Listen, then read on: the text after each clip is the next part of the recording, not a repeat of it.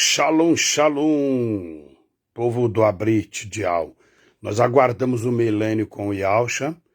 E para quem não sabe como faz a contagem do milênio, a partir no número 1 do próximo século é onde faz a virada da contagem. Compreende? Tipo 501 começa o sexto século. 601 começa o sétimo século. Então, o milênio de Yahusha começará a partir do número 1 do sexto milênio, ou seja, 6.001. Ali começa a contagem do sétimo milênio, que é o governo de Yahusha na Arates.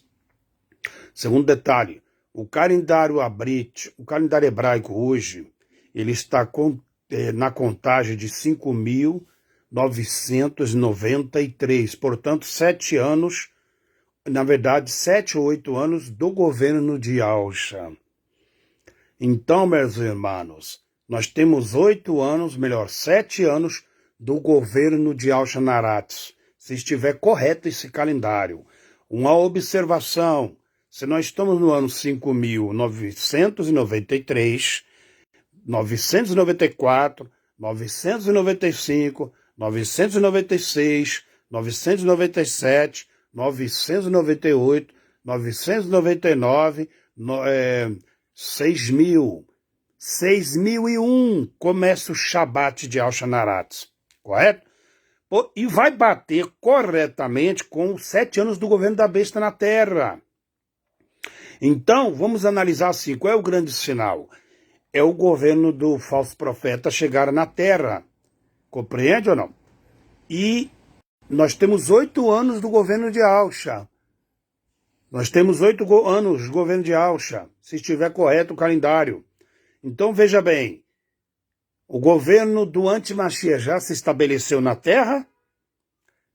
Ele já governou, porque diz que ele vai governar 3 anos e meio na falsa Shalom, porque Shalom é de Yahusha. Na falsa Shalom, ele vai governar prometendo segurança para o povo de Israel, vai erguer o templo. Então isso vai ter um miado de 3 anos e meio.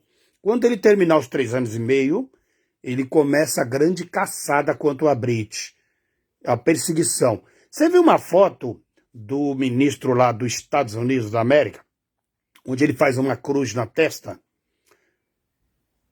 Tem um filme que fala da besta dos anos 80 que mostra um cidadão também com aquela cruz. Eu esqueci o nome dele, desse personagem. Outro detalhe, essa cruz representa o quê? A Inquisição Romana. Lembra que os romanos invadiram a Judéia e exterminou os coins e dizimaram tudo lá? Eles tinham a cruz da cruzada romana.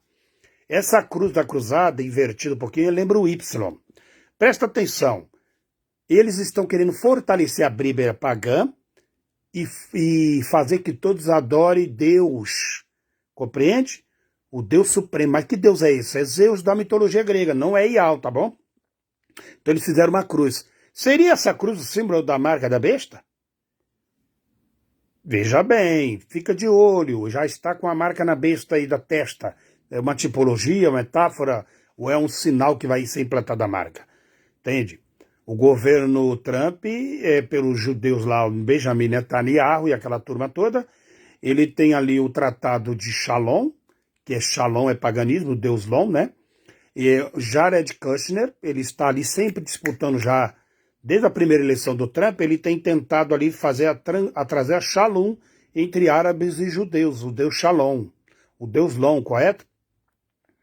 Então, para muitos ele pode ser o anti-Mashiach, mas está vindo no governo do Trump como Ciro, que vai erguer o templo. E tem o filho do Trump que surge agora na pegada, e tem esse primeiro-ministro dele. Você entendeu? Então vamos analisar. O governo da besta, pelo que eu estou analisando, parece que é esse governo mesmo. Ah, Reinaldo, mas como que você pode falar? Gente, a gente não pode afirmar, a gente tem que analisar. Se o governo de Yahusha, para chegar ao milênio, falta 7 anos, 8 anos, e lá em Daniel, capítulo 8, capítulo 9, tudo ali, vai falar do governo do anti-Mashiach, que ele chega, destruindo tudo, e depois vem o governo de Ausha, que é um governo para sempre. Então tá casando aí as datas, o tempo, tá?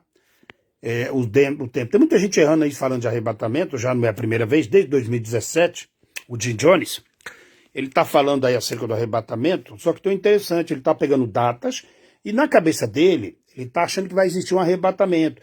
Arrebatamento, essa doutrina começou a ser propagada desde 1817 por Margaret MacDonald, e um padre antecessor a ela, o Irving.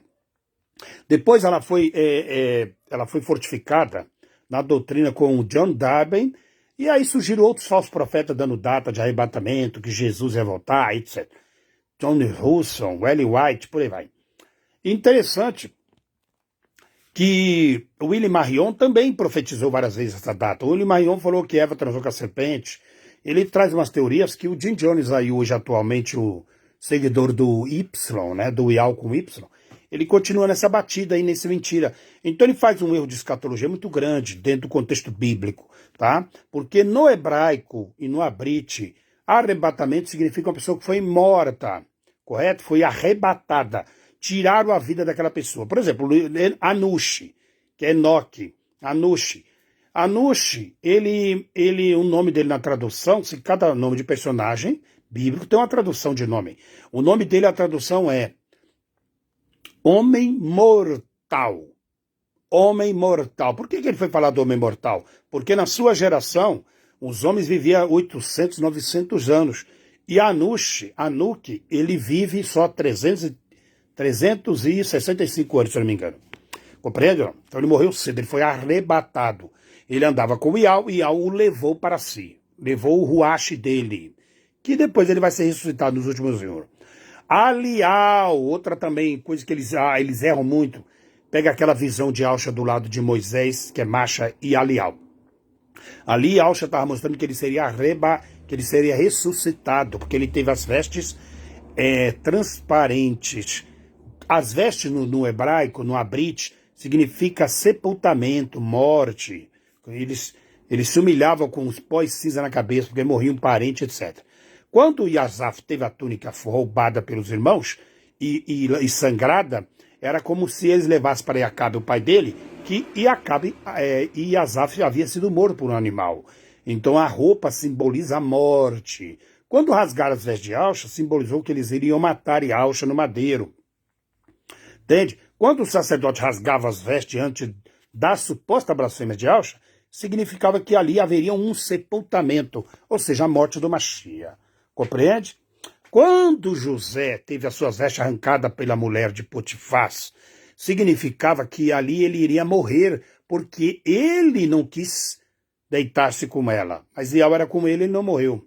Quando trocaram as vestes de Sadraque, Mesaque e Abednego, é porque eles mudaram a vida deles, a história. Quando lançaram eles na fornalha de fogo, para queimar tudo deles, inclusive a roupa, significava a morte.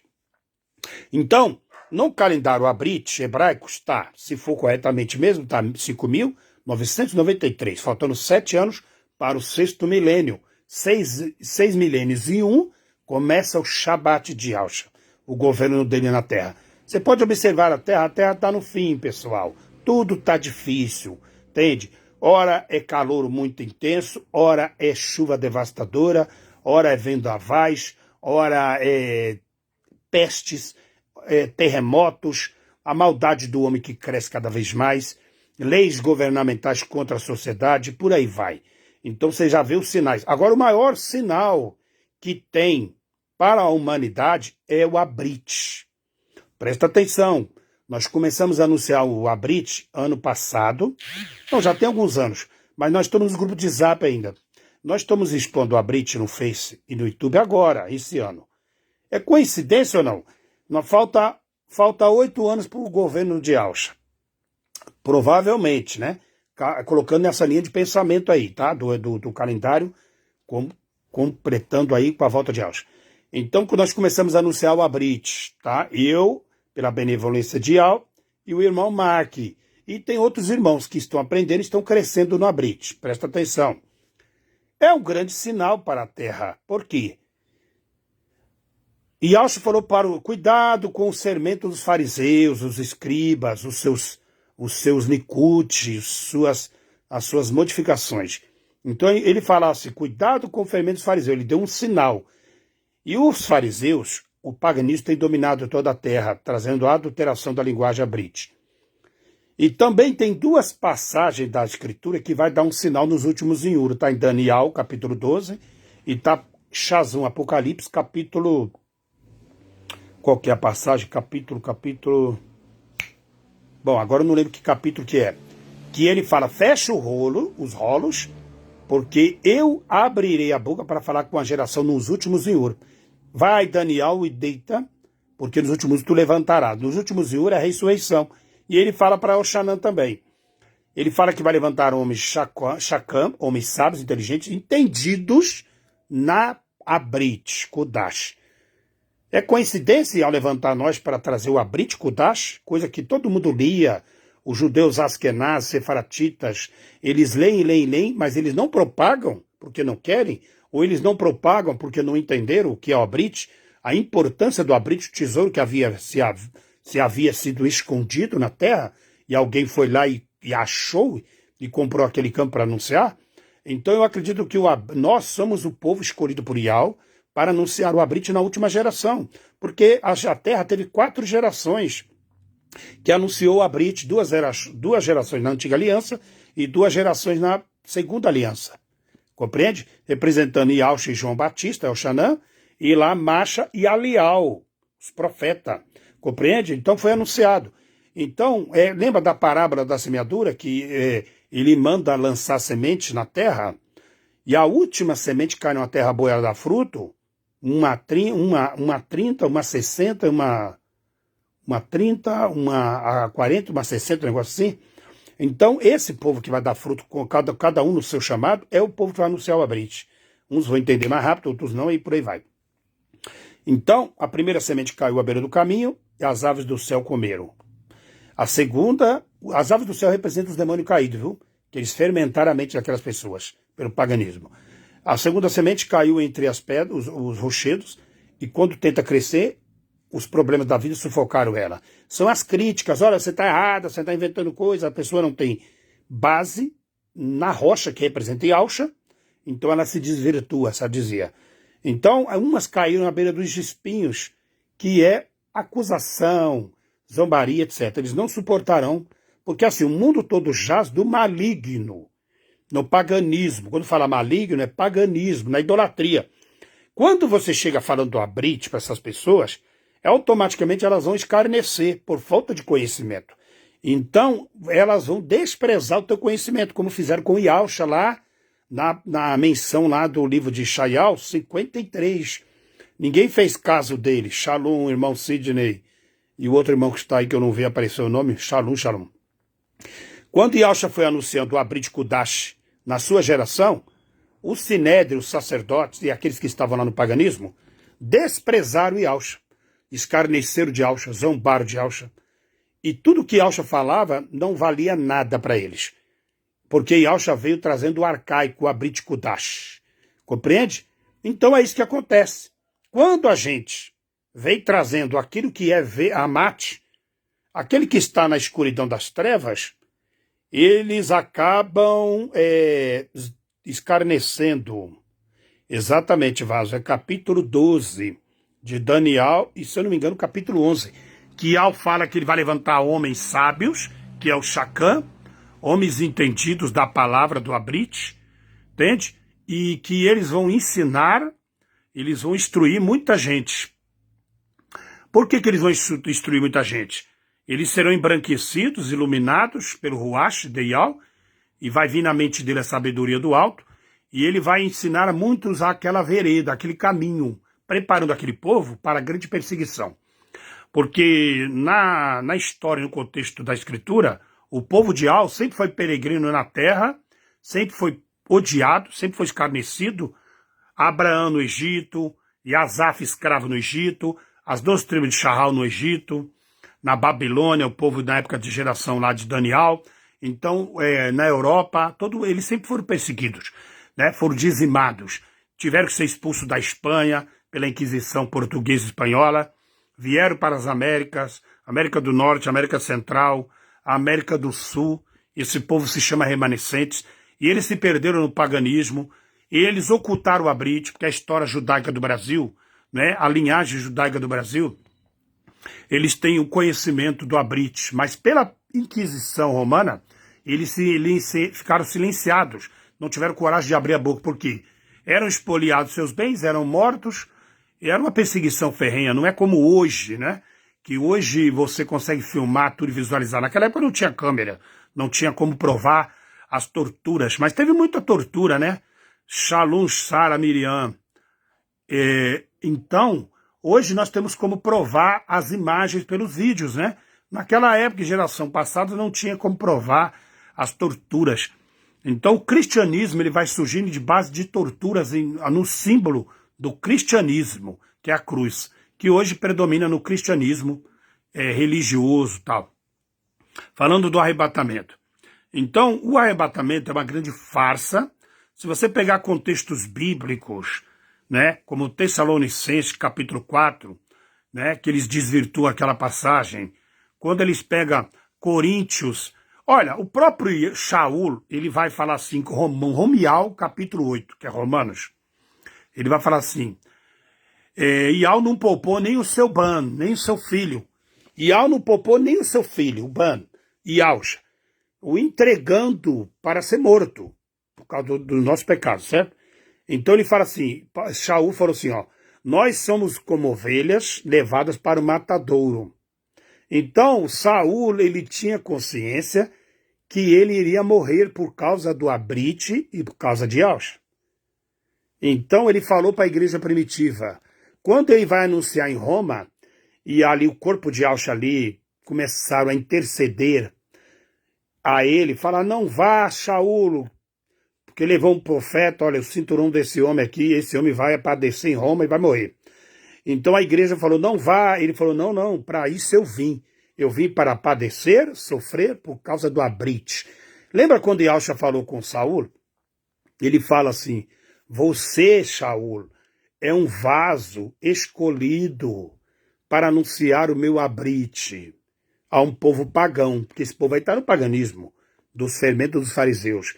Mas você vai anunciar o meu Abrite. E quando você anunciar o meu Abrite, tu vai padecer, porque esse povo não vai aceitar. E vai morrer. Tem? E Alcha não poupou ele da amate. Falou a verdade para ele. E quando Saul fala para a igreja primitiva, ele também fala amate. Olha, nós somos como ovelhas levados para o matadouro. E quando vem a Shazum, revelação do Apocalipse, quando estava no fim, que quase todos os talmidins, que é conhecido como apóstolo na adulteração, os talmidins, eles já haviam sido mortos, torturados. Saul morre no ano 68. Kifa morre no ano 67. Entende? Ali começou já a ter as escritas em papel. Então eles podiam redigir ali o Abrite. Por isso que o Império Romano de Constantino queima todos aqueles escritos e guarda e seleciona para poder traduzir para o paganismo. Compreende? Então veja bem. Yahshua foi o último a morrer. E quando ele relata a experiência com Yahshua, ele vai falar o seguinte. Quem tem ouvido os ouça que o Ruach diz no corpo. E aí você vai pegar o relato das 7 igrejas, nas 7 cidades da Ásia, ele vai falar sempre da ressurreição. Ele falou assim, olha, aquele que tem a coroa, guarda a coroa, não deixe que ninguém tome. Terás um tempo de tribulação. Olha onde está Antipas, a minha fiel testemunha que morreu. Ali habita o trono de Satanás, que era Zeus na época. Então, aquele que perseverar até o fim será salvo, será ressuscitado. Então, se você for pegar o livro de Apocalipse, ele vai falar sempre de morte. Entende? O cálice que eles beberam. O cálice, para quem não sabe, é colocado vinho, que era uma cultura da época. O que representa o vinho? Por que Yahshua falava do vinho na escritura? Eu estava pesquisando aí uma pessoa especialista em vinho, um médico, e ele falou algo que eu achei fundamental explicar para quem não sabe. O vinho é uma bebida mortal. Ela é muito saborosa. Então, você quer matar alguém, pelas palavras do médico, né, um pesquisador. Você quer matar alguém, dê vinho para ela. Ela vai morrer uma morte silenciosa. E o que a medicina diz, a medicina maçônica? Eles dizem que o vinho é bom para o coração, boa para a saúde, mas um médico descobriu que não é. Então eu entendi por que Yahshua levanta o cálice do vinho.